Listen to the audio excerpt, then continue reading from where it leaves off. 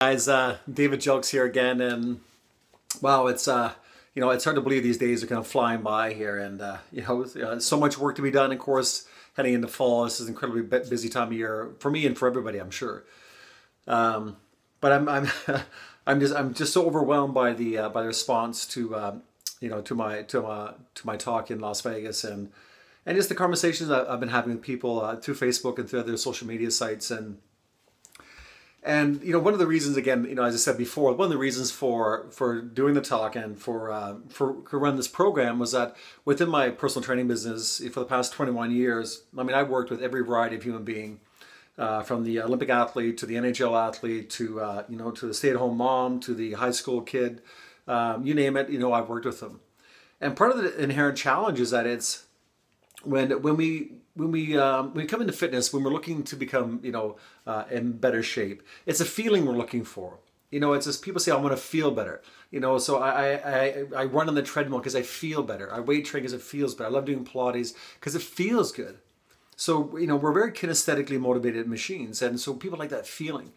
But over the years, and it was just an observation over time, that within my own life and the lives of course, a lot of other people I worked with, is that it's, I knew a lot of very intelligent, well-read, educated, successful, crazy people that they just had an extraordinary life, an extraordinary degree of intelligence, but for some reason they just couldn't seem to get get other parts of life working.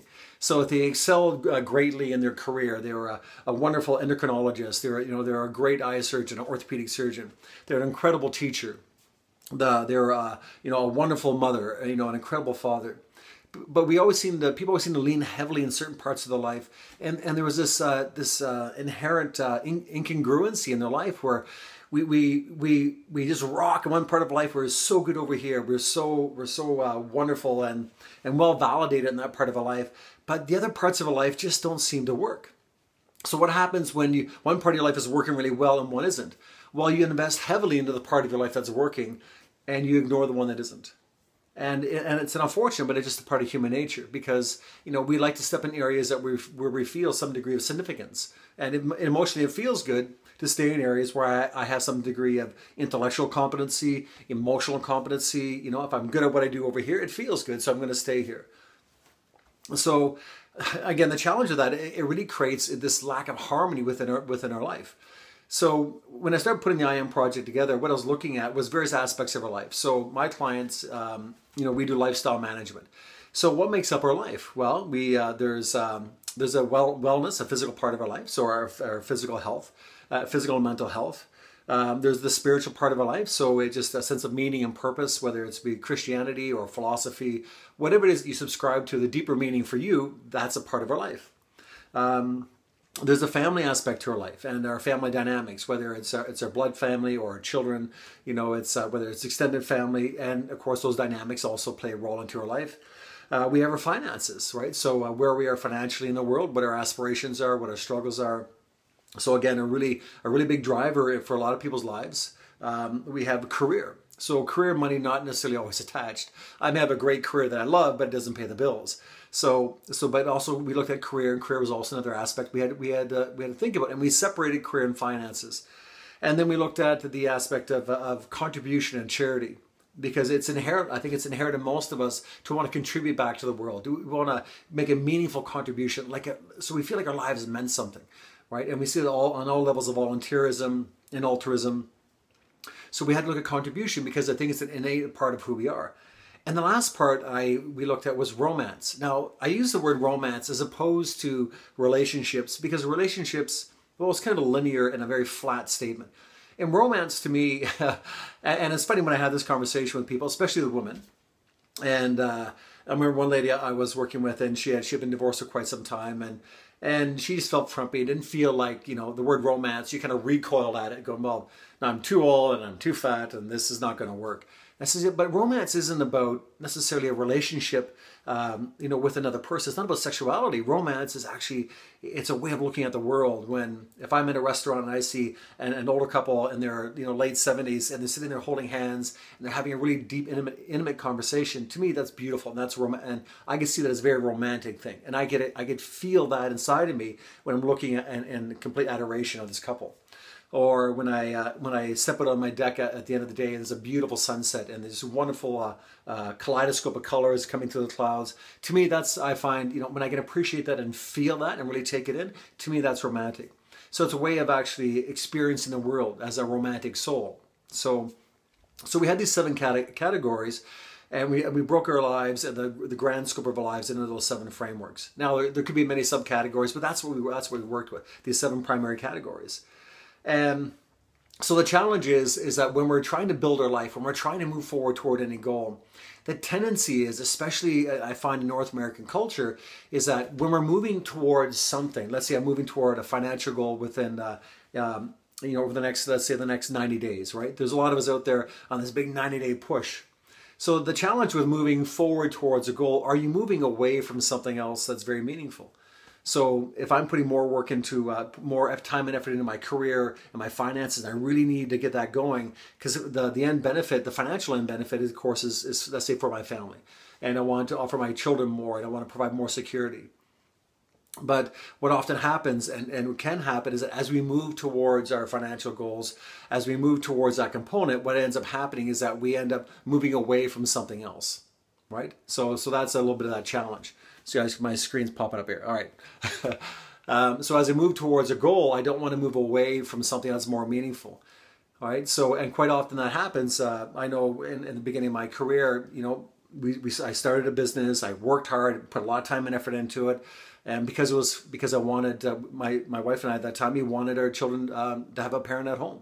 So I went to work, working 12 hours a day, 13 hours a day, just at our personal training studio. And then when we come home, spend a little bit of time with the children, put the kids to bed, and then I have more work to do.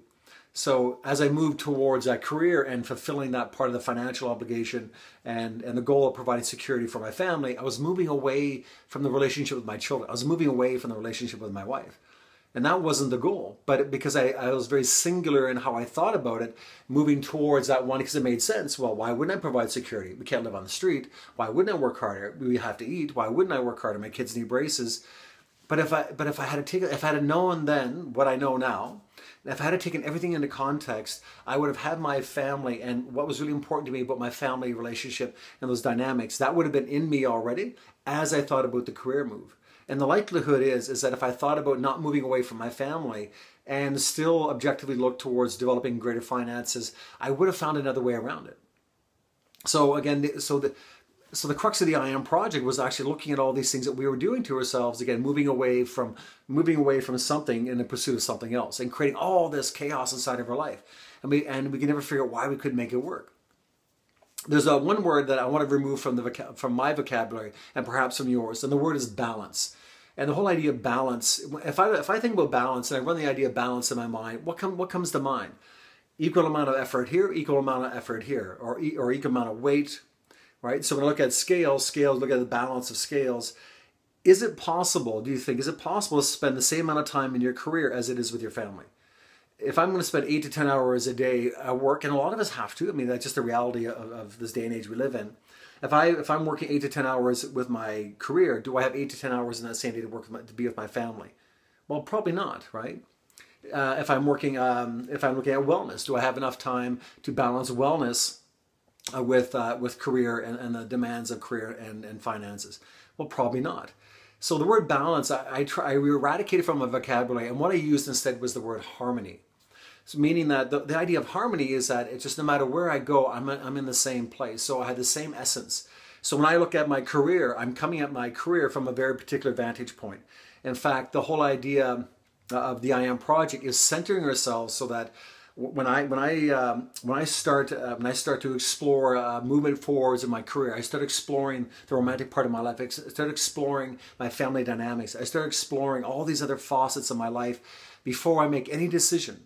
Before I make any decision whatsoever, I center myself and I recognize the fact that I need to be harmonious in my decision. So no matter where I move, no matter what objective that I'm seeking, I don't move away from something else that's crucially important. And so the I Am project actually puts all these pieces together and it makes sure that as I move forward in all fronts. Now, again, it's not balance. It's not a matter of saying I have 10 hours at work, so I got 10 hours with my kids. It just does not happen that way.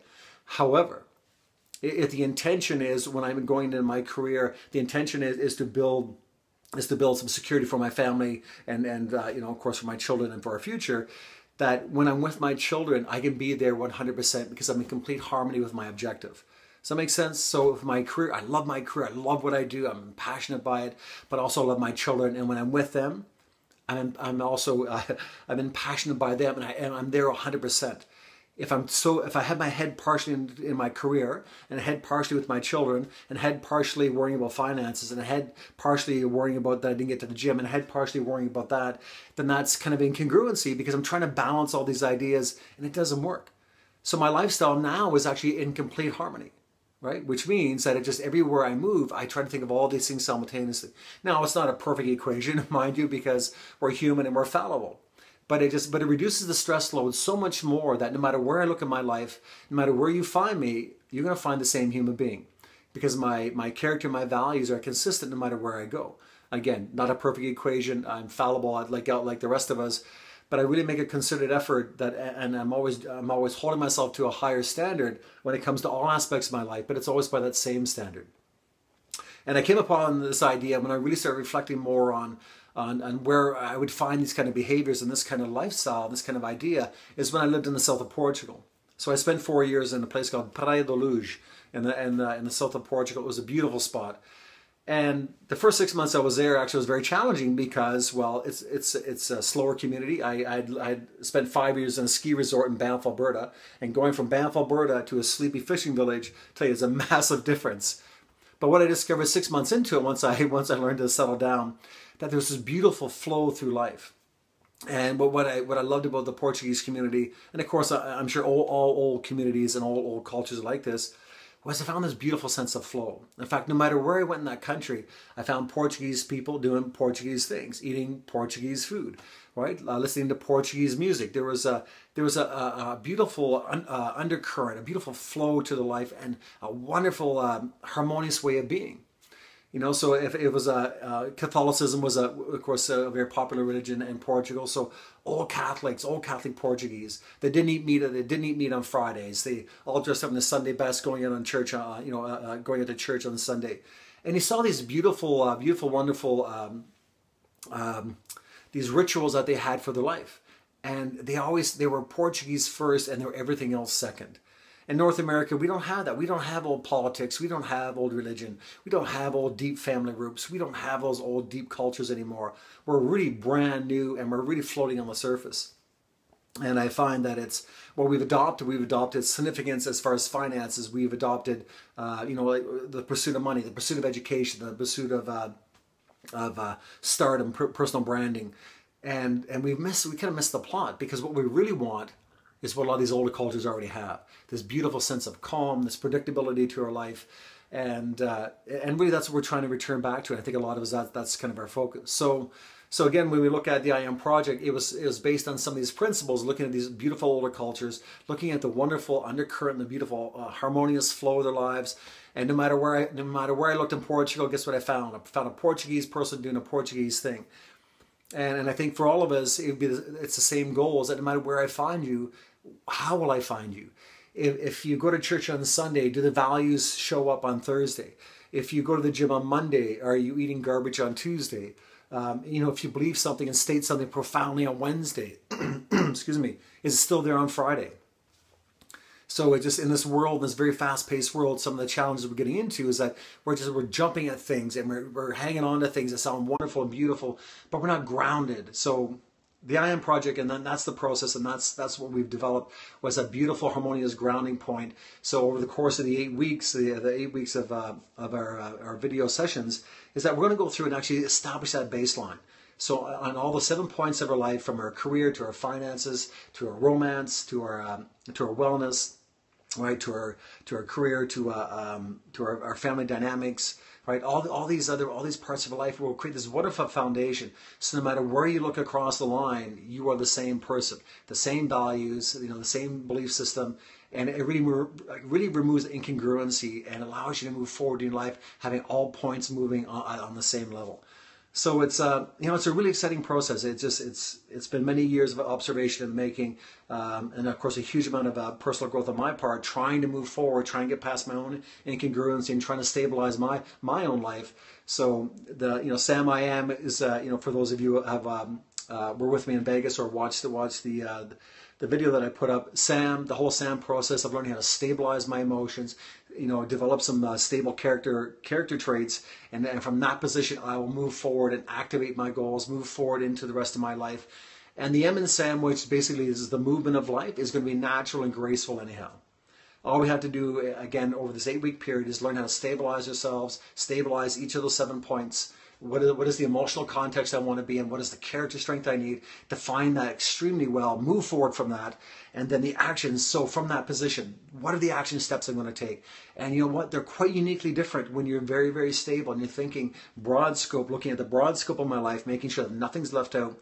I make different decisions, powerful decisions, come up in very creative ways, not to interrupt the flow of my life. So I'm excited to run this program again. It's coming up October 7th. So again, go to www.theimproject.ca, and there's more information on there on upcoming events. And we'd love to have you along. We only have room for so many people, unfortunately, because the platform that we're using only allows a certain number. But I'd love to have you along. It's going to be an incredible program, and no more balance, and just all about harmony. Okay, take care.